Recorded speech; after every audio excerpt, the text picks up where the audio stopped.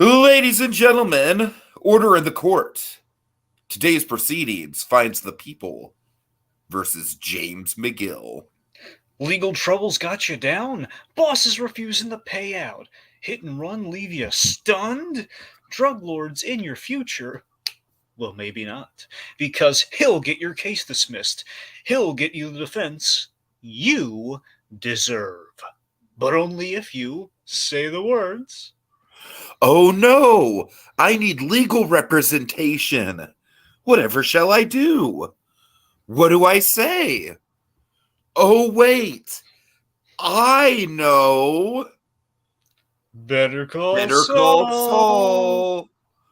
So, without further ado, let's begin judging Saul. You will tone. Court is now in session. How did I forget that? Yeah, Jesus. I thought I was waiting for you to. Wow, I'm sorry. I forgot that there was that's like the most important line too. Well, it's not like it's written out or anything. So, Reagan, you know what I want to do someday? I want to just make like a make like a super cut of all the times I fumbled the intros. Well, that's over 60 episodes. No, I'm not, like, maybe we'll do that for like I don't know, as a Patreon stretch goal or something whenever I get off my ass and actually make our Patreon. Anyways, which I think is the first leap we should probably concentrate on, but let's just press on. All right, axe and grind, Dragon. So I must say, this is a very interesting web that the Better Call Saul writers are weaving this season.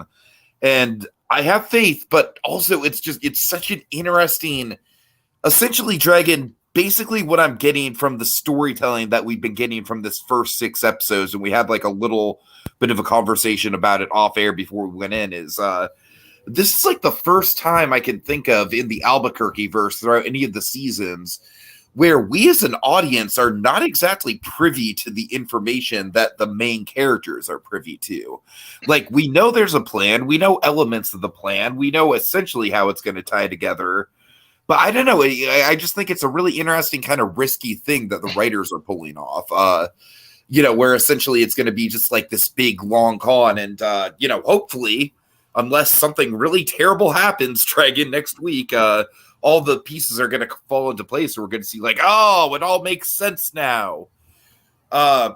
Anyways, that's for my thoughts on this episode, just kind of to get an initial reaction out there.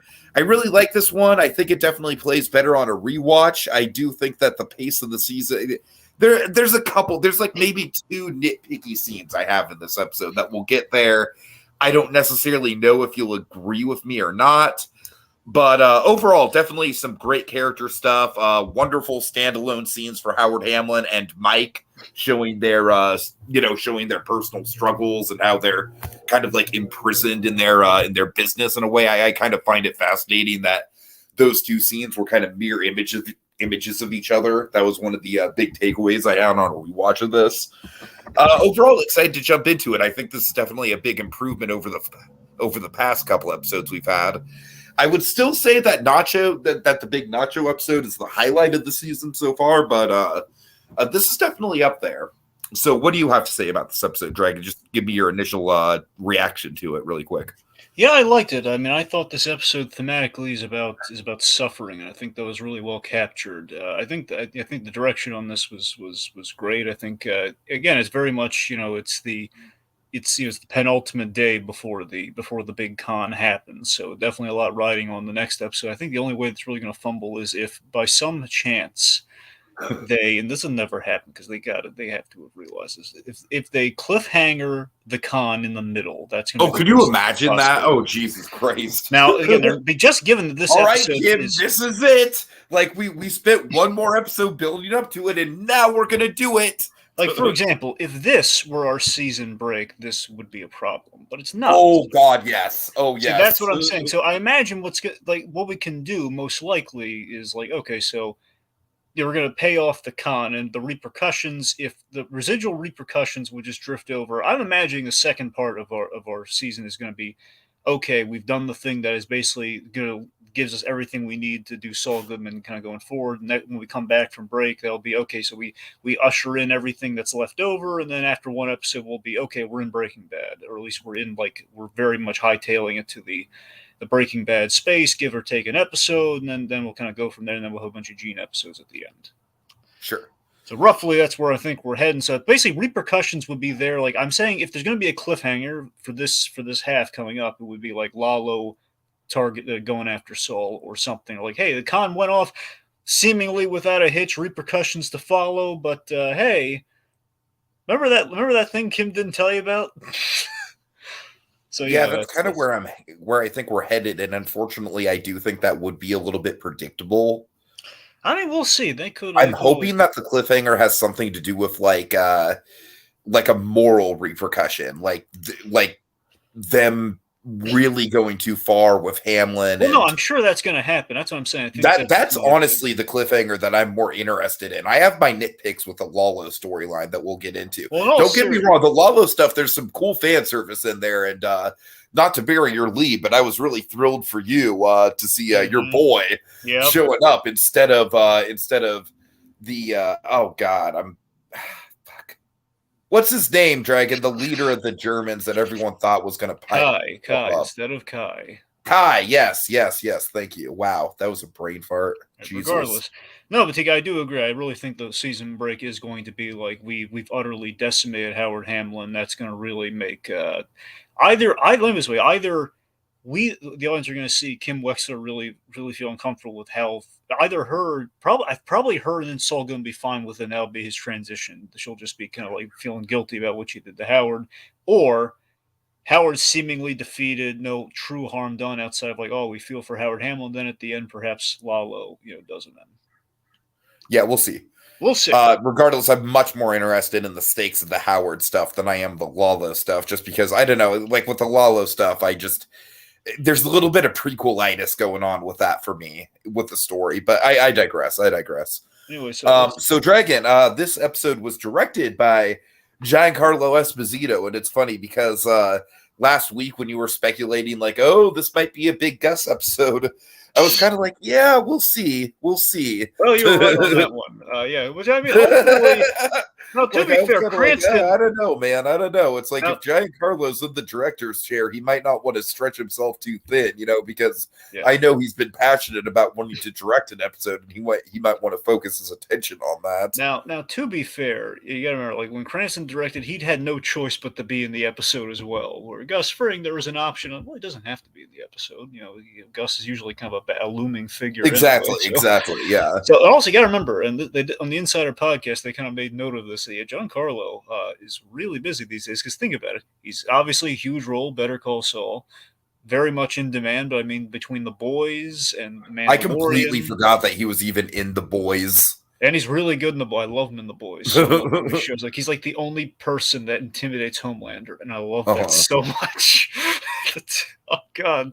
Anyway, yeah, so this is not his first time directing, but I don't know if he's just done TV stuff before, but he's directed, I want to say features, but I don't know. He's directed before, but his first time he's directed in the Albuquerque-verse, obviously, and Ariel Levine, who before this wrote an episode this season. Ariel Levine, she wrote Carrot and Stick, which is a really good episode. Yep. Yeah, all right, so that's our credits. Cool. So let's jump right into it. We start with a flashback, Dragon. We're back in Nebraska. Yes, we're back in Nebraska. We see we go back to the second time we've done this. It's we use it very effectively to kind of bookend the episode with kind of a Kim Wexler kind of crossroadsy sort of moment. Young Kim Wexler has been caught shoplifting. And by the way, the casting on this kid, because now we get to see him in broad daylight, looks even better than it did last. Last time was a great effective scene, but I just love that it's in broad daylight. We're seeing him, and just the casting, the performance is flawless. And it's so impeccable, Dragon. And I heard that the casting on both ends really studied Ray Seahorn's mannerisms, especially the mother. Yeah, they're both, and again, they're the same. They didn't recast the kid or anything. Same girl from last time. It's they're still playing like those characters. I mean, the kid's great, but we don't really get a ton of dialogue from her. No, but you feel it. That's a young Kim. Yeah, you could feel it for sure in the mannerisms, the foot tapping, and everything. But the mother dragon, just the dialect is just so spot on. For sure, absolutely. So, And it's very interesting, kind of like, because my take on this scene is essentially like we're seeing a mirror image of like what Kim could be, you know, and kind of like the mother is at first kind of like caring and like, oh, Kim, I'm so disappointed in you, and then having that turn. It's almost kind of like the morals that Kim is going through in her own head. You know what I mean? Like being the upstanding, law-abiding citizen versus like getting the earrings, essentially.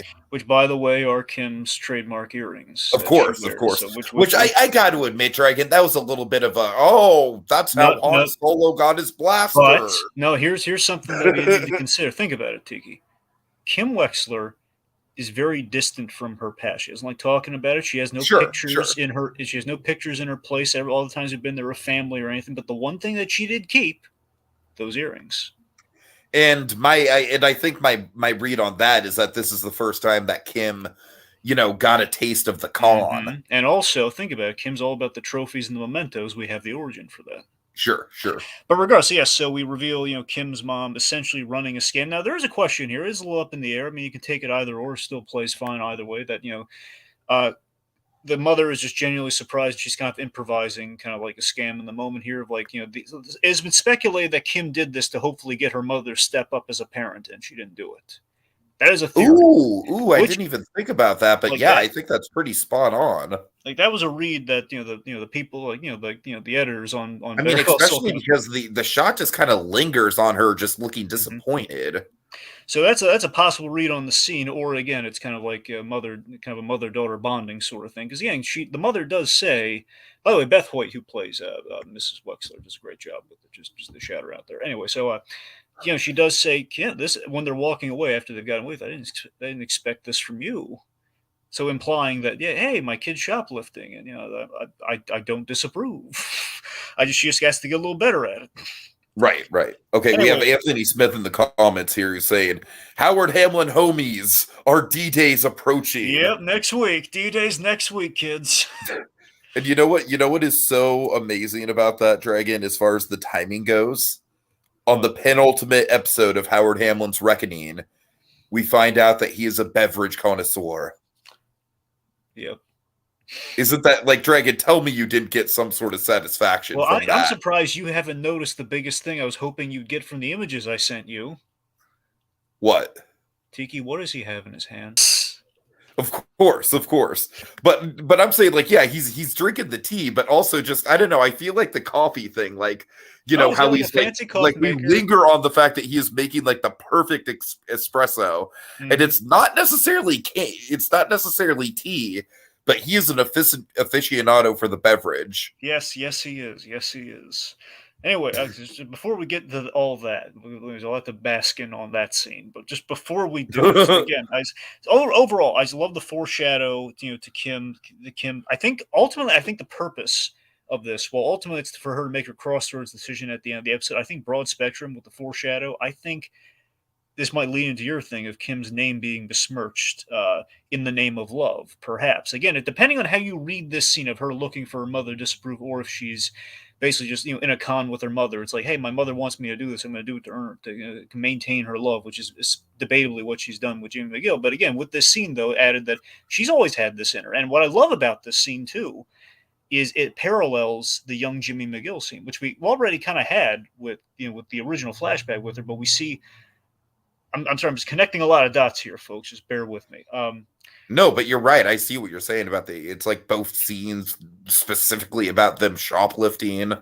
Yeah, I mean, him taken from the till and her, but it's the wolves and sheep thing. Remember, in this season, Jimmy pulled that phrase from that flashback episode in Inflatable, where he said wolves and sheep, and she said, "What? No, never mind." So wolves and sheep again. I think it's a direct through line there of like, yeah, this was Kim is a wolf. She was never a sheep, where Jimmy was a sheep who became a wolf. Sure. Kind of vice versa. Anyway, so the earrings and necklace, just all $35, man. I love how the guy is so. My favorite element Mr. of the scene, beyond just like the symbolic stuff and the the foreshadowing and everything is the guy is just so plot about no man that's really necessary, not necessary. You don't have to pay for it. It's fine. Seriously, Mr. Pearson was a really cool guy. I love that he was like had like a kind of a soft touch. He wasn't like really going to throw the book at her, just want to scare her straight. Sort Yeah, of. totally. Oh, yeah, but that's a fine mother you have there. Oh, the irony bounds. And so yeah, this episode thematically, it's about two things. My read, I think thematically, it's about kind of like the suffering, like the personal sufferings and everything. Where ultimately, it's really Giancarlo put emphasis on turns. He really had like a lot of great turns in the episodes. Of course, you have like turns like this, and turns all over the place where you think, okay, it's like something's happening, and then we can characters are facing a turn in their lives and their arcs at this point. Mhm. Okay, so oh, and anyway, then we have like the haunting line here. You didn't know you had it in you. You see your mom's good after she gives her earrings. You see your mom's good for something, and again, there's just a sadness to that line where basically her mother scammed to survive. You know, that's what Kim Wexler is, where Jimmy scammed for the heck of it, where Kim Wexler and her family were scamming to survive, which is really interesting to me. Sure. Okay, let's talk about what we're really here to talk about, though. Okay, All right, really quickly, zombie John Kelling says Howard doesn't deserve whatever's going to happen to him. He doesn't know what happens to him right now. That's the beat that I've been kind of marching to the whole season. Is whatever they are planning, as cool and intricate as it is just morally fucked. Honestly. So, okay. Yeah, so we get this this really elaborate montage, Dragon. Oh man! By the way, I love that we have like a musical theme with Howard, just because it's my kind of music too. I just love that he has like the Howard Hamlin's home life, which is a thing that's always fascinating me. I wonder what Howard's like at home, and we see like he's very into jazz, and we opened this season on Saul Goodman's walk-in closet. We get to see Howard Hamlin's, and he has all the knit ties. Look at all those knit ties. And the Hemlindigo blue suits. Yep. Oh yeah. Anyway, so we the shirts. Well, the shirts are Hemlindigo blue, but yeah, shirts. Yeah, sure. I think the ties too, but mainly the shirts. Yeah. Anyway, so so he's making like this. And by the way, Patrick Fabian had to learn how to make that. He's doing all that himself. By the way, making that like the fancy coffee. And it is like I said, Dragon. We go like through painstaking detail, and of course, it does have a great punchline to it. Oh, or a gut punch, if you will. Yeah, no, it is. It is. By the way, he made that little peace sign and everything himself. So that whole the whole namaste kind of peace sign. Anyway, so we find. I gotta tell you, this is seriously how big Better Call Saul geeks we are. Me in particular. I love when I saw Cheryl, because I knew, and the writers were factoring this too, because from the beginning, like Patrick Fabian just asked if he could keep his wedding ring on. They always let him speculate. Well, Howard Hamlin's married then. So we finally, as we built her up this season in the therapy sessions, Howard Hamlin is married, and we see her. It's Cheryl. Oh God. Yeah, and I will say that the coldness of her lives up to her reputation, Dragon. Yes, this scene was utterly brilliant to me. I just love it. Again, he's making his tea, and he's made her beverage. He's made her like the fanciest, most loving coffee in the world, in the big old cup and everything. Looks delicious. I'm not a coffee man at all, but it looks great. So Howard's again, he's giving her very loving treatment. And holy shit, Dragon! I'm coming to a realization around her character. All right, I think you're gonna like this. She doesn't like tea. No. She's essentially Howard's Lilith. Pretty much. Where it's like the whole time, it's like we're kind of like, oh God, how cold could this woman be? And we don't see her, and we don't see her, and then when we do see her, it's like, yeah, that's pretty much exactly what we imagined. So let me shout this out. I think the biggest thing I want to say about this episode is Giancarlo Esposito's direction style is just like his directing style is just wonderful, isn't it? I mean, visually, look at everything we're doing in this thing. Obviously, this being like one of the best shots he did. I mean, honestly, there's so many great money shots in this. Giancarlo is bred for directing, man. He's great at it. Sure. Yeah, so I was going to say this shot, and of course, obviously, the symbolism of Howard's got all this. He's living this incredibly lavish lifestyle, and yet his life is incredibly empty. Just the big wide shot of this huge house. And Yep. I just love it. And again, for me, it's just visually, that was like the most perfect direction how we're shooting and getting Patrick Fabian's just like his heartbreaking performance in there too. And she is like, he makes her coffee so he can like chat with her and they can have like a nice little breakfast or like kind of coffee kind of chat, and she puts it into a to-go. It's brutal. It's fucking brutal. And it just and I plus mean, it's that might pouring, be but the second most brutal thing that's happened this season, second to Nacho's death. Dragon. and she does. I agree with you full-heartedly. I mean, given that Nacho's death was an inevitability, it kind of makes you think maybe this is a little sadder, but that would be kind of monstrous to say, so I'm not. Oh god. But regardless, though, just the I'm like, still kind of annoyed that we haven't gotten to follow up on Poppy yet. What are you but talking about? They talked about this episode. Did they? Yeah. Okay. Yeah. I mean, we might see it next episode, but they talked. I might have missed that. Is that the address that? No, not that. No, it's Mike's keeping tabs on him. Okay. That was probably a detail I missed. But Tyrus wants to take people off of him, though. Anyway, point being, like, she didn't take a sip of it or anything, just put it in that mug, and then Howard's going to break in the news to her that I'm sure does not elate her, where it's the whole, he gives her a heads up that, So I love how he's breaking it to her like, don't worry, like I'm on it, like I am your man, like I'm going to solve this, and she's like, oh, this shit again. Just the duly noted, Dragon, duly noted are like, that to me is almost like the equivalent of texting a single K, right? Right. It's just like, oh no. But yeah, it's just again, there's things are very frosty with Cheryl, and not in the best way. Like you want warm coffee, she's giving you iced coffee, man.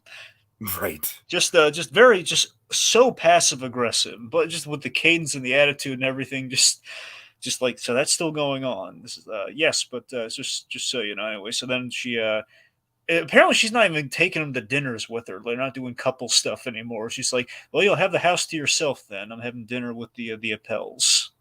Just every little thing, like he's not trying to. All he's trying to do is like spend a little bit of time with her, and she's just like completely just shooting him down flat. Like Howard's making a very good effort here on all these little touches. He's putting in the work. Yeah. Cheryl, not so much. And I think the speculation from the writers was that it's basically, sometimes you're just kind of done with marriage, and it's like a question of how bad. Like, it's just like, well, I don't want to give up. I don't want to go through my husband is a lawyer. I don't want to divorce him, so I'm kind of stuck with him.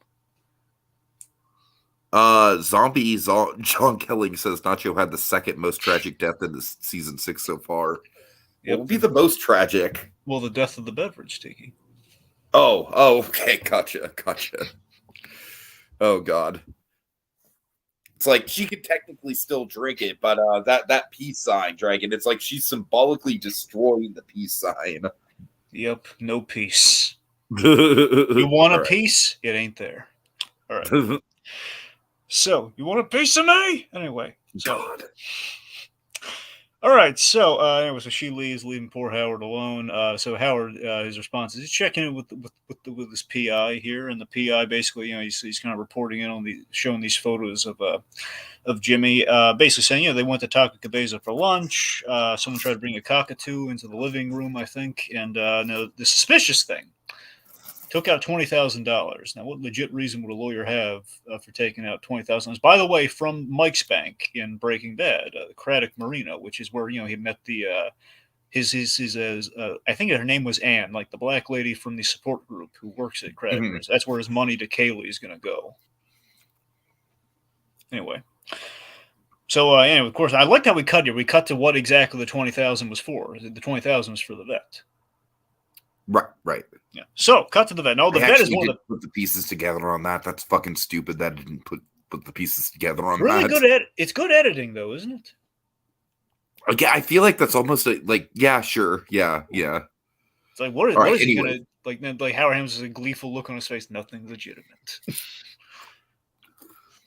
So the vet, Dragon, this is probably my big nitpick scene of the episode. Are you kidding me? This Joe DeRosa scene was beautiful. What's your problem with it? My problem with it is that it's too easy. Here's the thing. I'll meet you in the middle here. I love the whole thing of the crossroads of, like Kim acknowledging like he's, he knows what he wants. And I feel like that's going to be a major kind of like fork in the road for her character. And symbolically, I like all that. My big problem is the Black Book. It is so easy. But okay, so two things to bear in mind.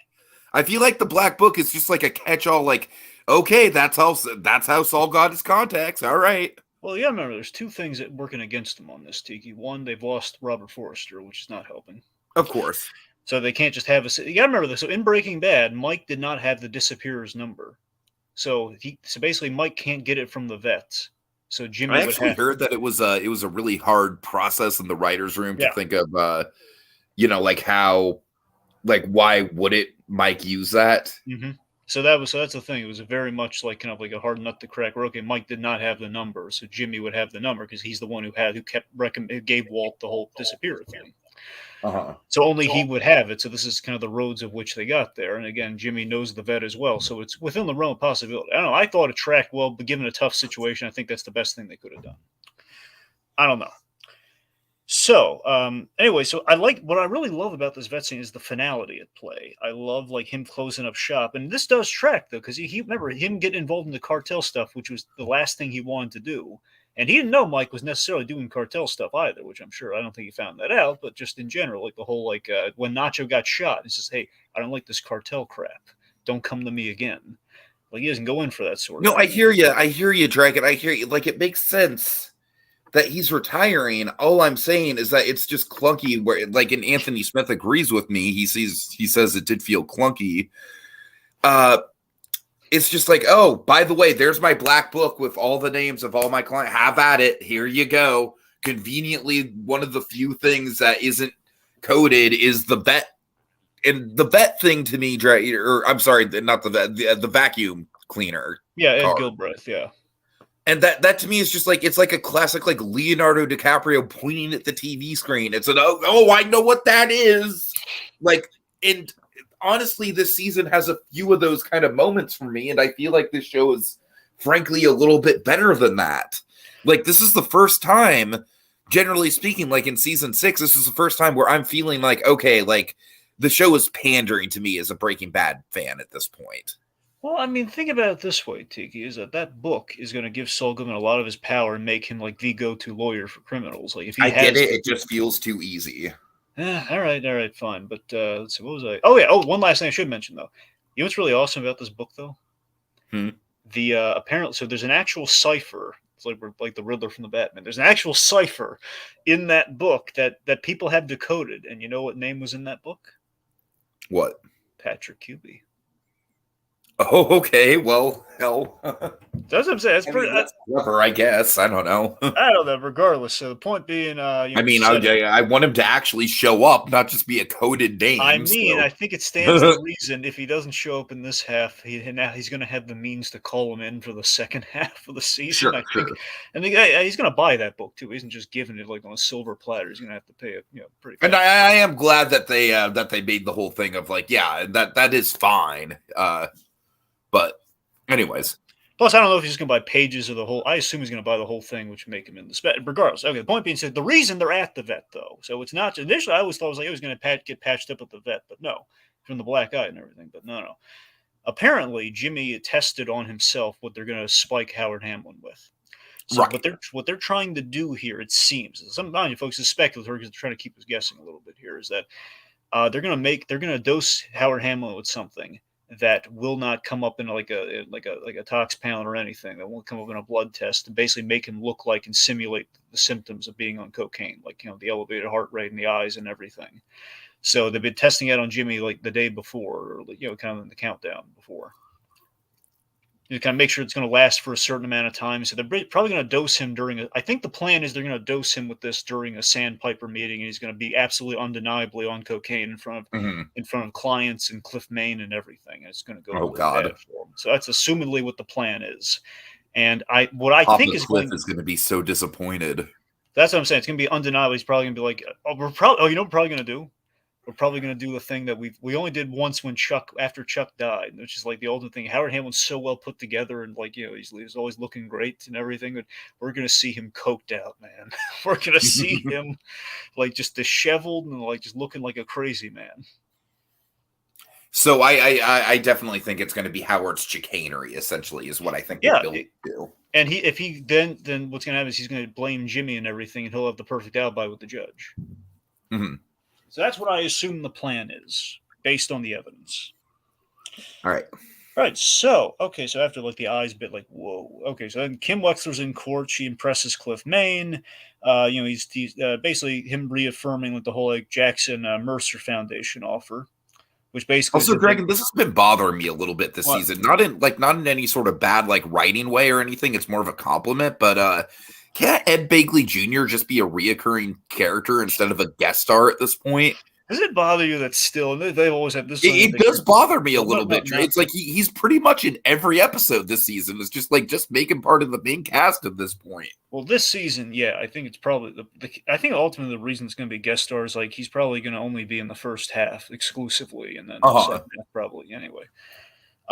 But no, I was going to say is like that the credits go on for so long. It's like 10 minutes into the episode, the credits are still going on the screen. That's always bothered me. No, that's the thing. They in general though the writers and the actors included because the credits just keep on going like during the scenes and everything. But again, there's literally nothing they can do about it. I think the last if not the last episode, Ozymandias, like the credits went on for like ever because they had to break them up. So like during like all the action, the credits are about to go on. It's right, throw him nuts. Anyway, so Cliff is basically, Kim says she puts in like roughly, I don't know, like 50 hours, 700, gets 700 a case, like as we established with Jimmy with the whole PD thing.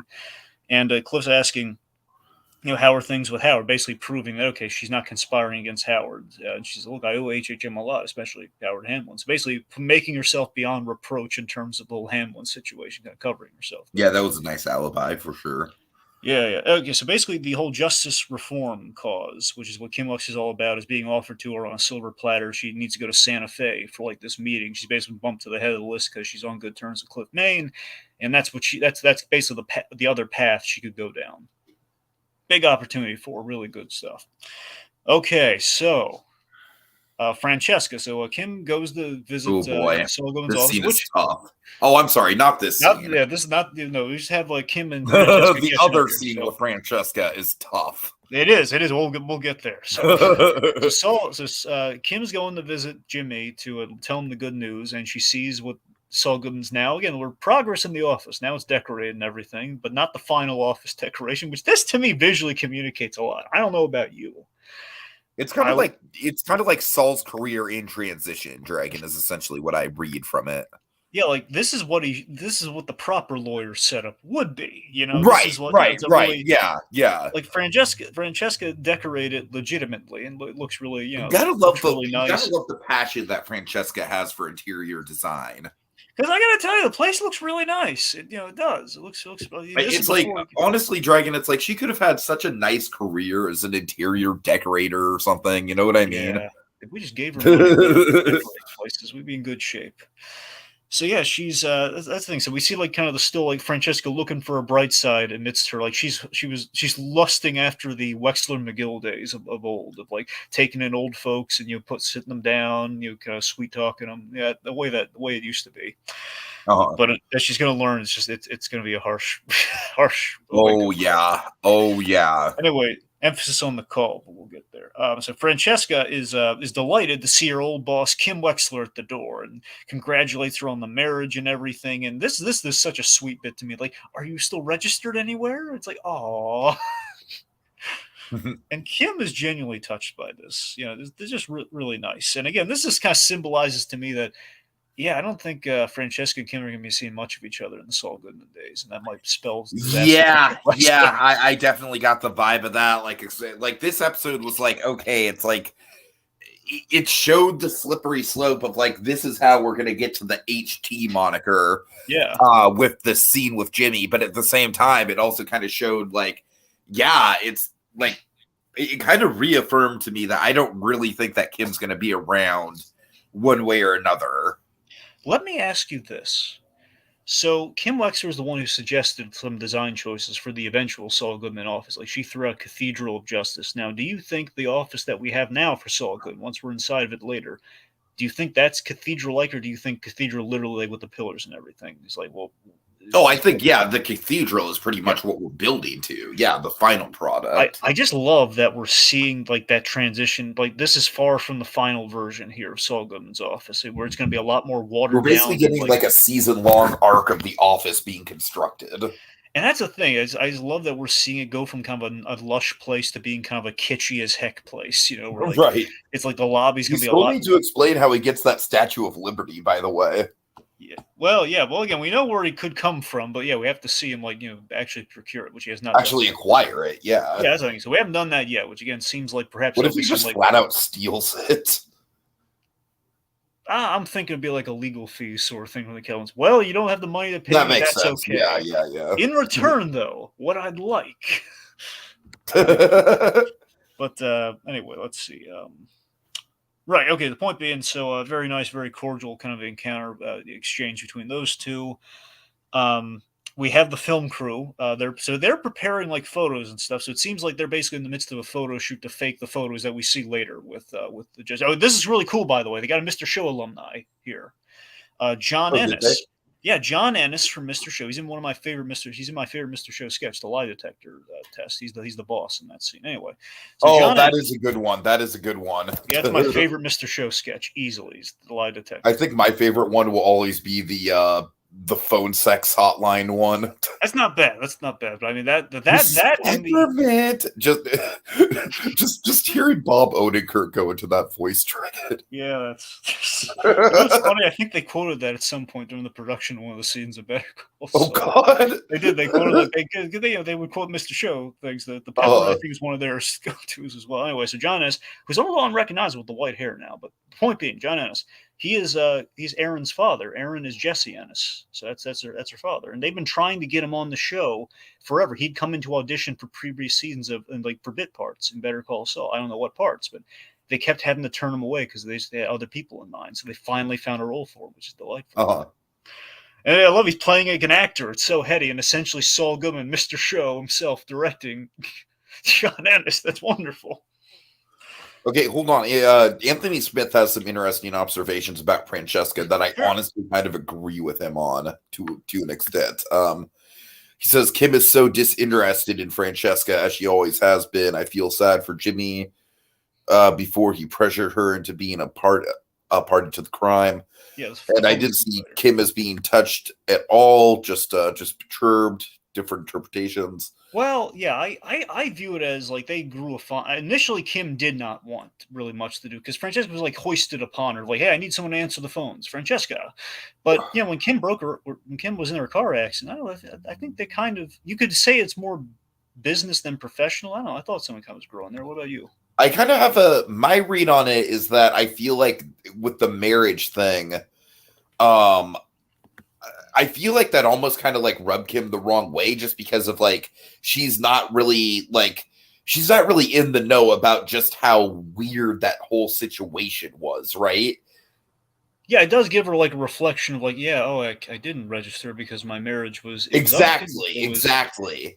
So ultimately, like, I feel like she's wanting to keep a friendly relationship with her, but at the same time, the stuff that she is at a distance to is maybe kind of making her uncomfortable. Does that make sense? It does, Tiki. I mean, my just to piggyback off that, I think ultimately the way the scene reads to me is that, again, I think there's always a question of how kind of like friendly, professional that relationship has been. But I think ultimately in this scene, it's really that she's Kim is kind of has like a social cue kind of problem a little bit. There's a little bit of like sort of like Kim is at a distance, but like she accepts herself on her own terms. Not reading social cues. I can't relate to that at all. Yeah. Anyway, but you see my point though, where I think it's kind of like just Kim in the moment here. It's like just again, she's a little basically she gets perspective by Francesca, and Kim does not want to self-reflect, so she's kind of like deflecting it. Does that make any sense? So that's kind of the way I read it. Where I don't think it's like her really being disinterested, but I think it's giving Kim pause because she's just reflecting on the choice she's made up to this point, which is something she's just kind of like in the moment with, versus like really she'll accept herself. She doesn't want to think about herself, which I think is relatable. Sure. So, anyway, so we have the cute Mr. Show, like, hey, and don't improvise. It's just really funny. He's giving that show anyway.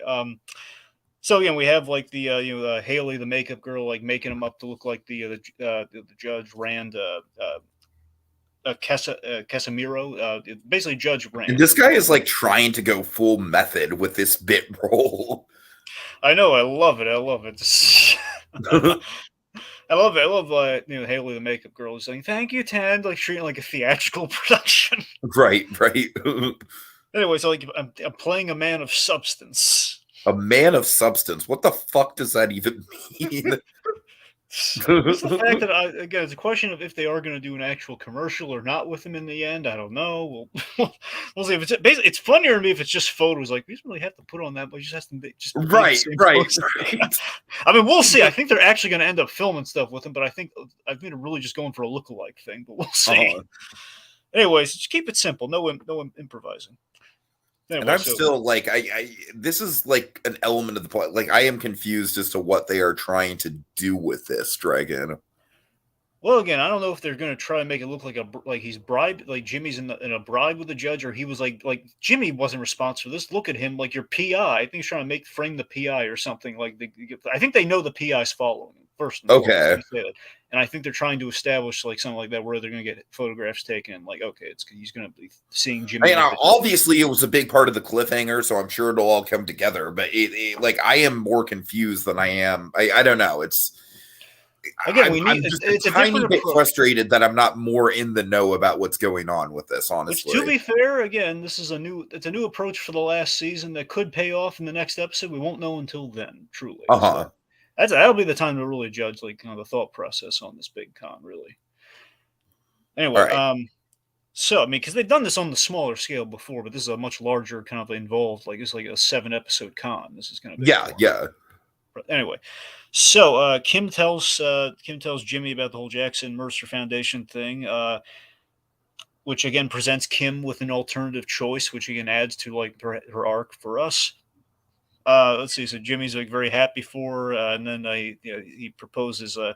She brings up the issue that this fancy lunch of hers is on D-Day with the Jackson Mercer Foundation. So it basically adds a ticking clock to the next episode. So, yeah.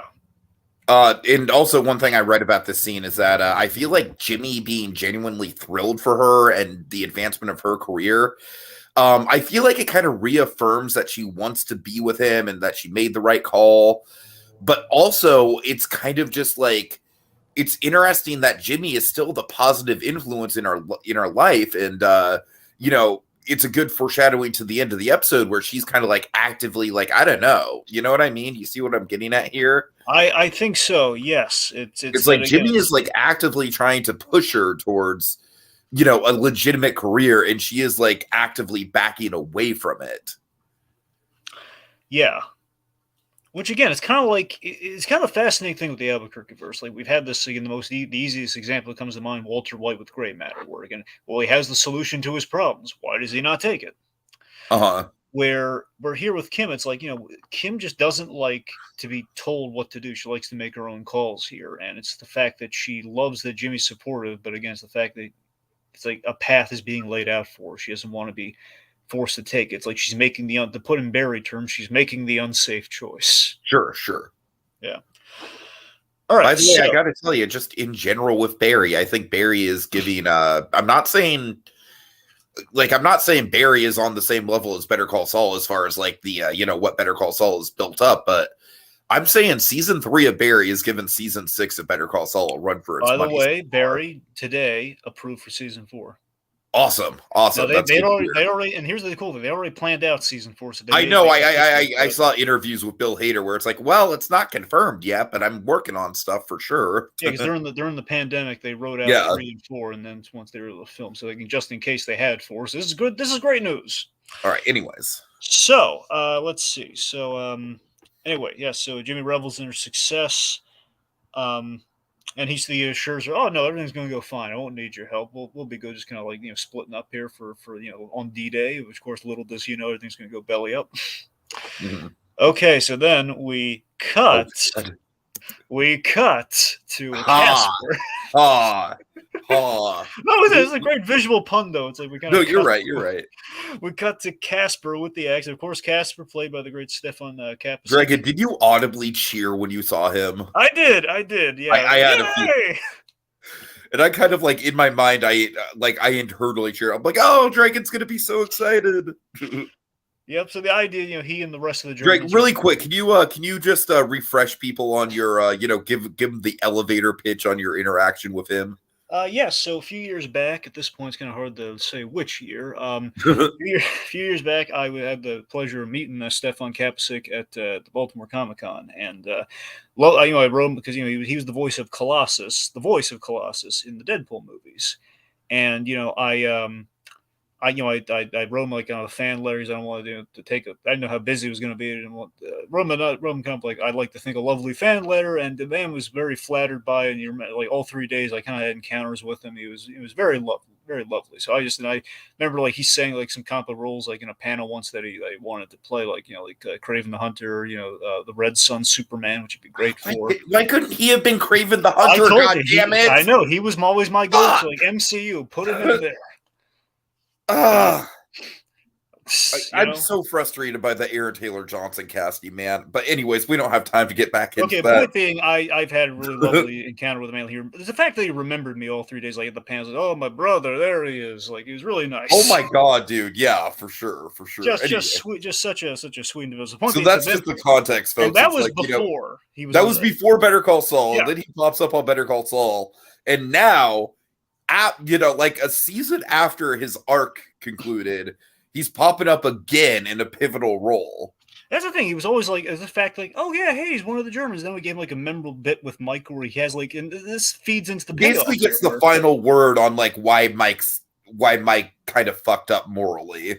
Yeah, where basically the idea here to me, which this could be headcanon, mind you, but at least the way you could read this scene that we have here is that I think Casper respected and idolized Werner the most out of the bunch, and that's why I think he did too, for sure. And that's why he had the final say with Mike. Where where remember, like Kai was like saying he wasn't strong like the rest of us, and they got punched for that very justifiably. But Casper said he was 10 or 20 of you or 10 of you, however many.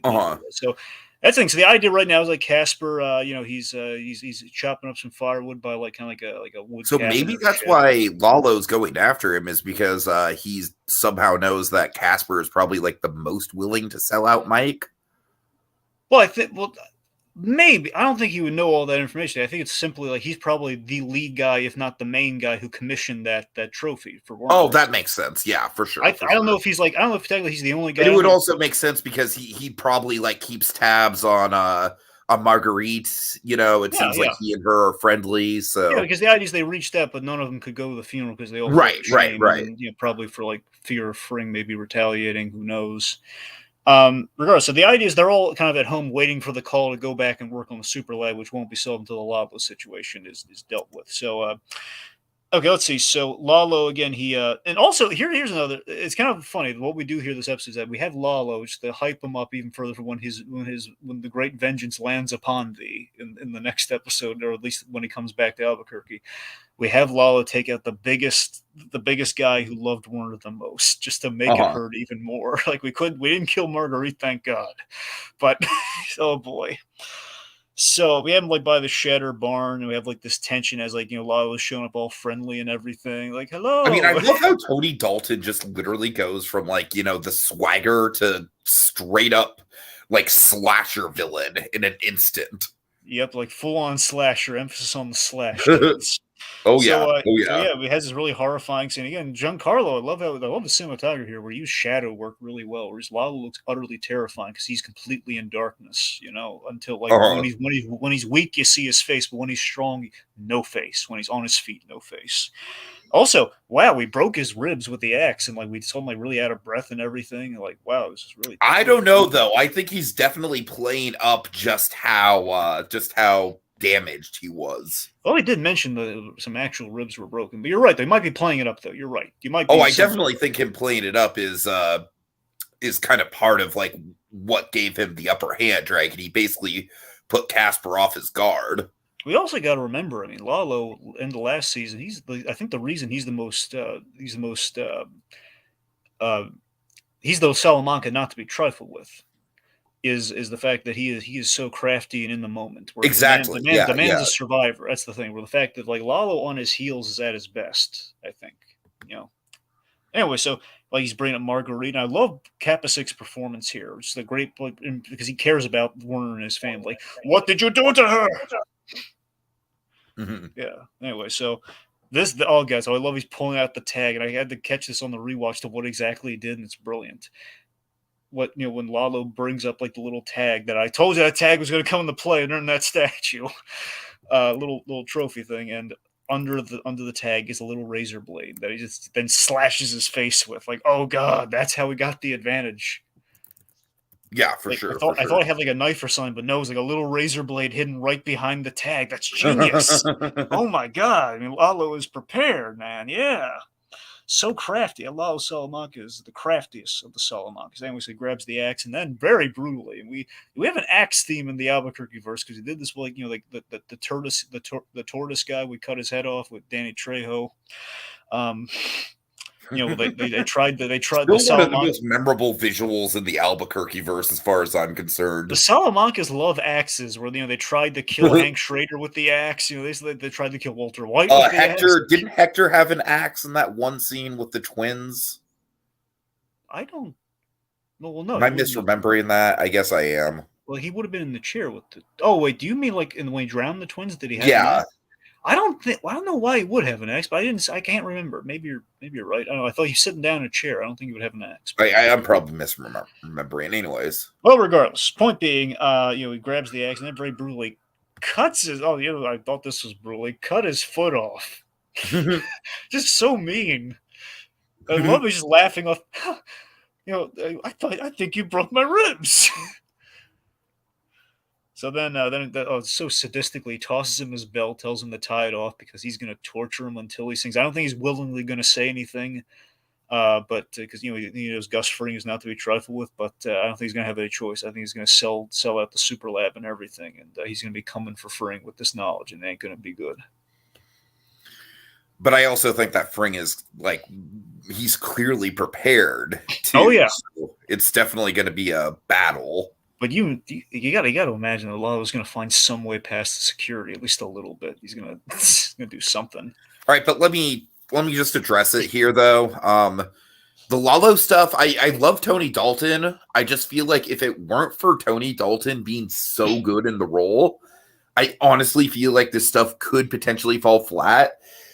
I really do feel like the storyline with Lalo, again, great performance.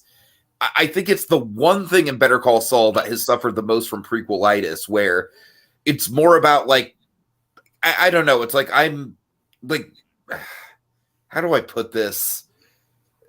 Like, obviously we know that Gus is going to survive. We know that Jimmy's not going to be killed by him. It's like, there aren't that many variables as to what could possibly happen. Well, there is the big Kim Wexler thing that could happen. I don't think it is going to happen, but it could. But again, I feel like with Kim, I feel like it's more interesting if her career goes down the toilet. Like that to me is. I agree, but that's the thing. So there's a little bit. Regardless, Tiki, I think the tension with Lalo is that's going to be like the final like kind of note for like the transition to Saul Goodman, in which it's like, this is your clientele, this is what you deal with, and this is the big risk. Where Saul Goodman, there's always that element of fear in that lawyer who is on his knees in the desert, where there is a confidence there, but there is also like Jimmy McGill in his true sense of fear comes out with Lalo Salamanca. Uh-huh. So I think that'll be like just the ever present like sweat in the night reminder. That, and the fact that Jimmy's not going to know that Lalo's dead, the fact that he's going to be left wondering if he's still around. So that implies to me that Kim's going to survive. Actually. Yeah, I mean, I don't know. I get what you're saying. My problem is just that it's like with the whole, like the Jimmy side of things is totally fine, Dragon. That's totally fine.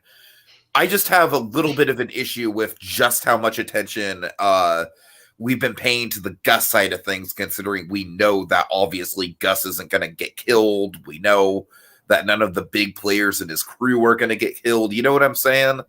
Well, I mean, yeah, it was kind of a cost of doing business, though. I mean, compared to a show where we've very much steered away from. But I'm just saying, I would be more compelled by the Lalo stuff if he was more specifically going after Jimmy than going after Gus. That's all I'm saying. And I feel like they could have written it to be a little bit more immediate. Well, again, there is a question if we're going to tie up, and this will be interesting to see. I don't think we're going to tie up all the Lalo loose ends in the next episode. So that makes me think he'll. I don't think so either. I mean, here's a theory I had, Tiki.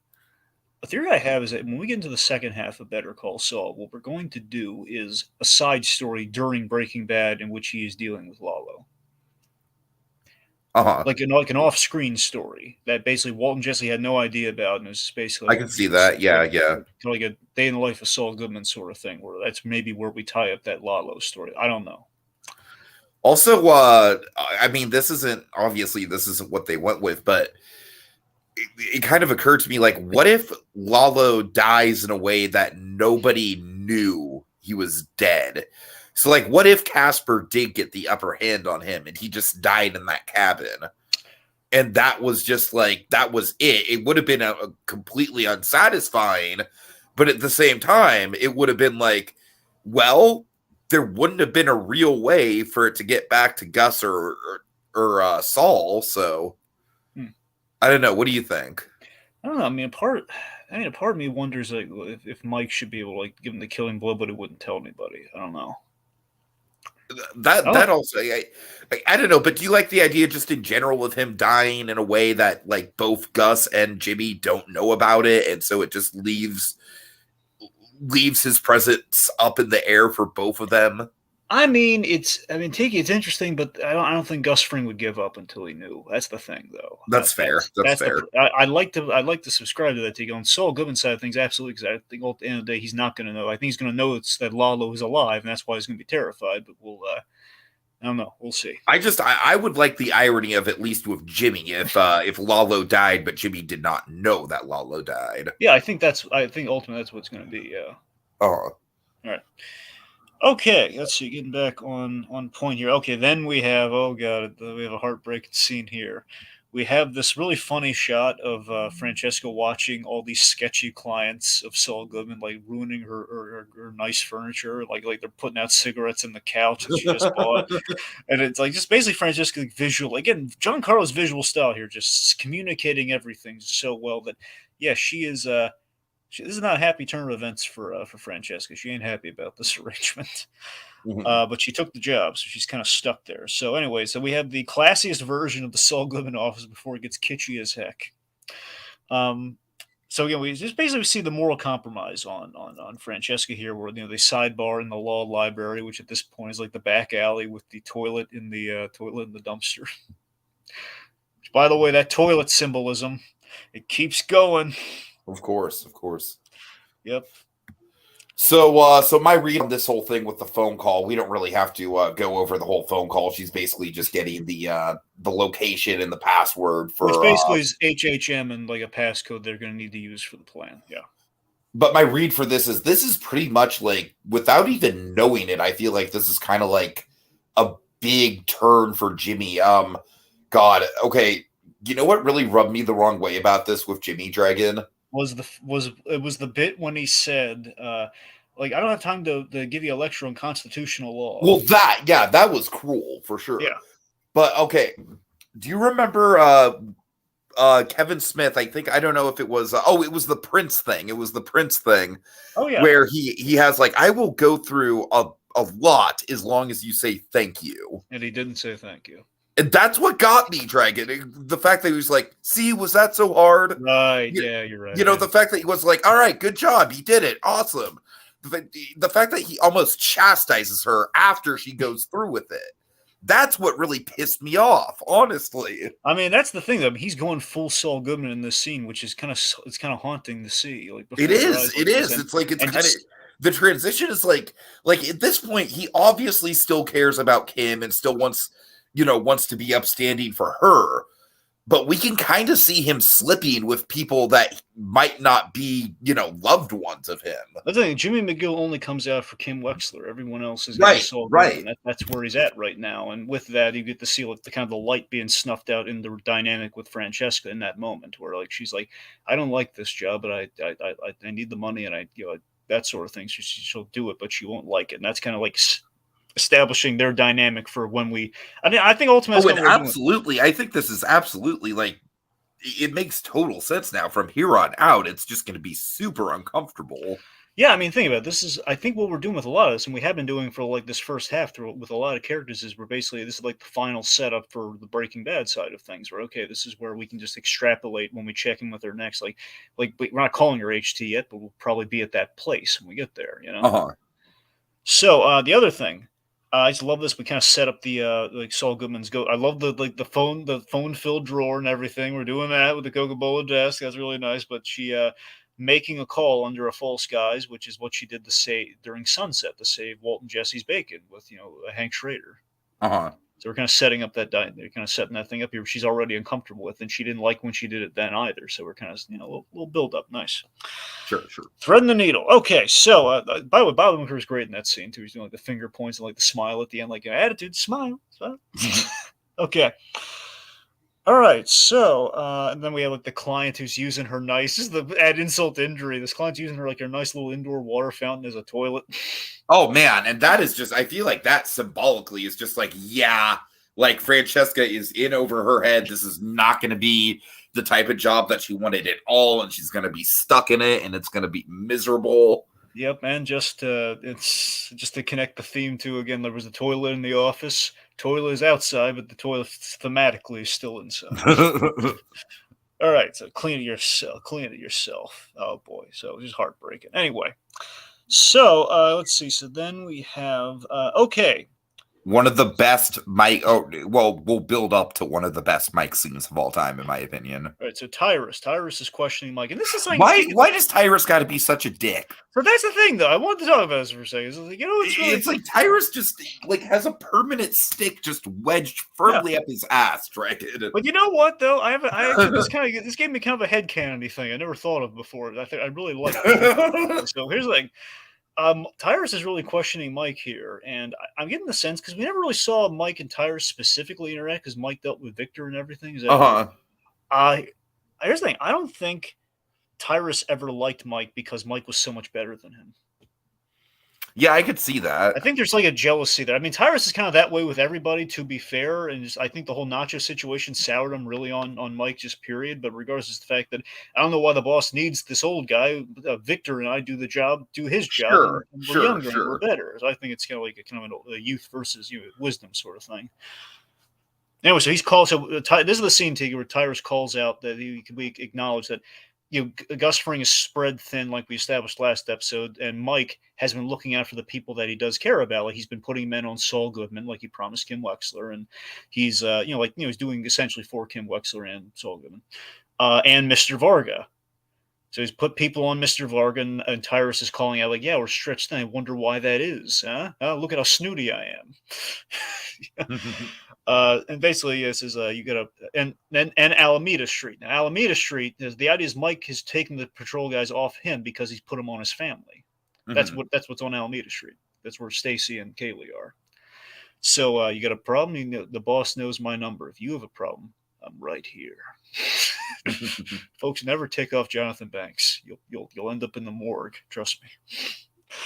Okay, so then we have the scene, Tiki. We're on Alameda Street, and Mike returns, and basically a house across from their house. What happens? This is one of the best Mike scenes ever. I mean, it's like to me, it's almost kind of like a mirror image of the 5-0 because it's like, I mean, obviously it's not as dark as that, but it's kind of like he's trying to hold on to his humanity, but there's like just such a distinct, it's just fantastic symbolism, Dragon. That's what I love about it. The visual symbolism, I think, really, again, this is the whole theme of suffering. I was talking about the sufferings that his family is right there, but because of the line of work that he's in to support them, he can't be there. Right. And so visually, Mike's always had a distance with his family with how bifurcated he is. In that ultimately, there is like, at the end of the day, it's that tragedy of Breaking Bad, where at the end of the day, he'll be faced with a choice, and he's going to leave Kaylee in that park. It's going to kill him, literally. But it's So that's the thing. So ultimately, it sucks so much, man. That whole Kaylee situation. Yep. And this just like adds to the tragedy of it. So that's the thing. So this scene just visually just shows that so well, that he is there for them. If you want to look at it in kind of a metaphysical sense, it's like, if you want to get into kind of maybe a quasi-religious kind of capacity here, is that Mike ultimately will be kind of like a sound and a memory to them. So he's across the street, and it's like a voice on the phone. It's going to be in their hearts and minds, so to speak. Uh-huh. One a little philosophical there. We're just going to move past that. So, but yeah, the telescope bit where he's basically kind of like guiding her through the stars and everything, and like that's Jupiter, the gas giant, little kind of cute grandpa joke, all that sort of stuff. Just Jonathan Banks' performance here is just great. Just seeing how pained he is when it's like, well, I gotta, they keep me at late hours right now. It's just, oh, bye, Pop. Yeah. Okay. All right. So, meanwhile, next day, at night though. So Jimmy and Kim check the board. So the board's done, by the way. So this is everything on the board. And if you look, there actually is really good visually figured out, which I won't break it the whole thing down or anything. It's just like you see some symbols drawn like a phone, which is what they're going to use to pull off their con. There's like the code that they got and all that sort of stuff. Now, interestingly, on D-Day, you have like a little mushroom cloud explosion. They're not going to blow anything up, but thematically, something really bad's going to happen. It's going to tank HHM or tank Howard Hamlin in HHM. Mm-hmm. So, not news, I'm aware. So, really sweet bit here where it says, "Hey, let's go out." Where? I guess it says Omaha Beach. So they have a picnic outside of the HHM board. This is great. This is great because it's like, at first, like, I don't know, like, they probably reference the fact that Omaha Beach is the address of HHM before, but... Well, no, Omaha Beach is D-Day. D-Day happened in Omaha Beach. Oh, God, I'm so fucking stupid, of course. Duh. To give credence to your point, though. Duh! I do like thematically, because for me, I thought, like, oh, they're going to a nice beach for a nice little night date. God, I feel so fucking stupid. What was I thinking? Of course. But seriously, though, I do love that everything, their whole relationship started at HHM. So in closing our loops here, I like that they're kind of. It is great. It is great. Yeah. Plus, the first scene that they share together in Better Call Saul is in the HHM boardroom, which is kind of sweet. Of course. Like they don't really share together, but she's in that set. It's the first time we see her. Well, and then also the first scene that they share together is outside of HHM, just like they are right now. So. Well, it's in HHM regardless. I'm just saying, it's like their whole relationship in every capacity starts at HHM any way you slice it, so it's kind of nice. Anyway, so they're having their little kind of nighttime picnic. It's just it's unconventional and cute for them, like their wedding, and I dig it. All right, let's see. So it's the day of, we have Santa Fe and then Al. Basically, they both, if I have it right, Kim Walker's supposed to be in Santa Fe for her big luncheon that's going to boost her career, and Jimmy's going to be at Albuquerque, basically there for HHM when the thing's going to happen. He's probably going to be tasked with dosing Howard Hamlin. I believe that's basically his play here. So I'm probably going to be there on site for and Howard says you, and then it's going to go look like chicanery. So that's my guess. So anyway, so basically to celebrate. So Jimmy's in Albuquerque. It's the day of, the seas are on her way and everything. So Jimmy's going to celebrate Kim's success by getting her what's the ultimate totem of when their relationship truly bloomed and started? Saphir Nievo. The tequila drink from. So I do like that came back around as like a little bit of a bookend. It makes the cold open a little bit more relevant, I think. But also, it's a misdirect for the cold open. At least I think it is. It is. Yeah. You think, oh, it's a new tequila bottle stopper. No, it's the same one that Kim kept as a trophy because he's not going to have time to buy that. Saphir Nievo. Sure. Right. There's Saul Goodman. This is just perfectly directed. It was Saul Goodman to his heart. I love the horrific look on his face when he sees the judge there. Judge Rand Casimiro is going to be pivotal to the plan in ways, again, we're not quite privy to yet. With a broken arm and a sling, because they were dreading, and what if he shaves? Oh, he's not going to shave. Who shaves a mustache like that? That's not right. I remember that detail. And on the board, by the way, they drew a mustache, which I love. So, but yes. So Jimmy's just panicking. I love the direction when the judge walking out. Jimmy's he's pulled a bad exit because just run out of there. Just the frantic. I just love he's angry in the car. He's calling Kim in a panic and looping her in on. Yeah, we got a problem. He proposes they abort the mission. Just recalibrate for another day. So Kim is faced with a crossroads. Does she go to Santa Fe or does she let Jimmy do it alone? Mm-hmm. She makes a very literal dramatic turn. Man, Matthew Buck, aka Film Brain, would just have a field day with this episode with all the symbolism. Let's be honest, he would not survive this episode. Oh God, he would just spontaneously combust. Yeah, exactly. Say symbolism and turn to a big ball of light. Oh God, big old spirit bomb, fireball, what have you. So again, this full circle, we're in the car, which is where we ended that Kim Wexler scene. Again, kind of settling into fate here. It's like, I decide my fate in turn. Yeah. Oh. That's the episode. All right. So yeah, I don't know, Dragon. I feel like with the spec, it's like all the pieces are in place. We just kind of have to see how it all plays out. You know, I Yeah. don't really have that much to speculate on. Well, there's one thing we did see that's kind of cool. I'm looking forward to with the episode. Yeah. Kim Wexler directing in a panic. Like the idea is like she's directing the film, Right, which right. I think, especially it's really meta given the fact that she directed like 2 episodes ago. Totally, yeah. I think that's really funny. Jimmy's running in a panic. Lalo is about to make a move, which I assume he's making. I assume he's backing out the curtain, but we don't know. And Mike is coming to Fring with an idea. So that's all we know. All right. I guess, yeah. So, final thoughts. I mean, we don't have anyone to call this week, folks. Unfortunately, we did get phone numbers, but none of them. Really? We don't have anyone? Well, that's the. No, we That's have a number. unfortunate. We have a number. I'm waiting for a special occasion. We haven't gotten there yet, and beyond that, it's all right. Believe me, here's the thing. You know what's funny? I will mention this. The vacuum repair number is an existing number, and during Breaking Bad did work. But does not anymore, unfortunately. I don't know. That's probably out of respect for Robert Forster. I would imagine, yeah. I imagine they probably thought about doing that, but then they realized, we don't want to just cash in on Robert Forster. Sure. So that's probably what happened, because they used to be Robert Forster on the phone if you called him back during Breaking Bad. So unfortunately, and HHM has never had a working number. Believe me, I would have loved to call. That's the thing, Dragon. I'm like, really? We can't call Howard?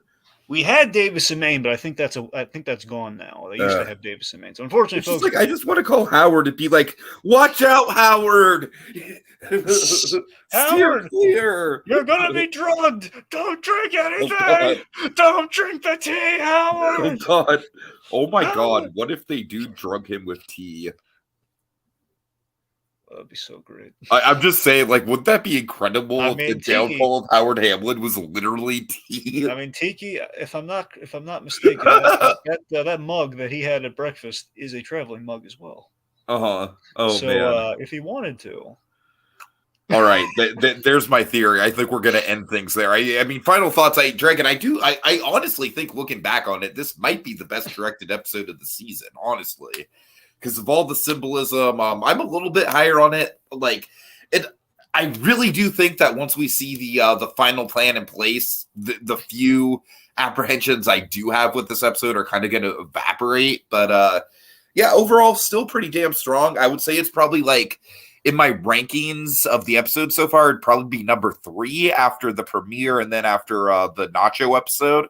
So overall, pretty strong episode for sure.